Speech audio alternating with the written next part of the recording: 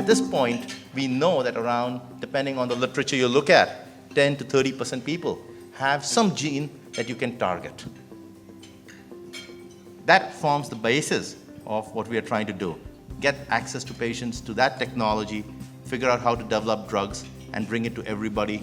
Even if you haven't been affected by cancer, precision genomics might affect your life because someone in your family has been diagnosed with cancer. What our team does, so we review every genomic test report that comes in, me and my team of, there's 5 genetic counselors at Community right now that do this. And we're looking at that report to see, is there anything that could have been something that was inherited? But thanks to Rebecca, we actually decided that every time somebody had a test done, it would go to our genetics department. You stop the driver, cancer's going to stop.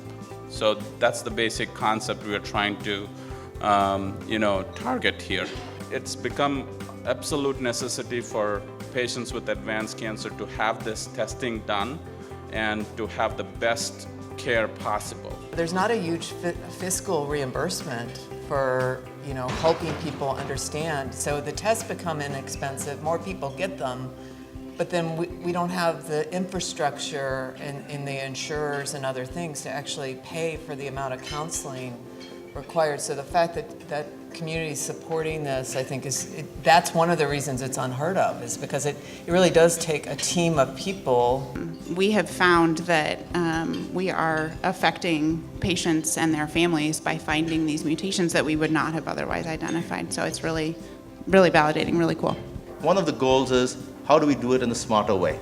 And my hope is that through the Precision Genomics Clinic, we actually centralize ordering of the test, interpretation of the test, and then line it up with our clinical research portfolio to make sure that we provide the best care to our patients. So I don't want to quote a cigarette commercial, and this will definitely date me, but we've come a long way, right? I see only half the audience laughed at that, so automatically I know how old you are. I think the fact that Community has just put a name to this needed clinic is going to change patients' lives just by that. You got to remember, people call it research, we call it innovative care delivered to patients locally. None of these are, in the world that we live in, financially viable, but they need to happen for our patients. And that is really where the foundation helps start, but they don't commit to it forever, which is good, because anything which needs commitment for 10 years is not a sustaining program. But in the beginning, when these programs start, they do need support. And that's where Joyce has been great about saying, go ahead and spend my money as long as after 5 years you've shown something to show for it.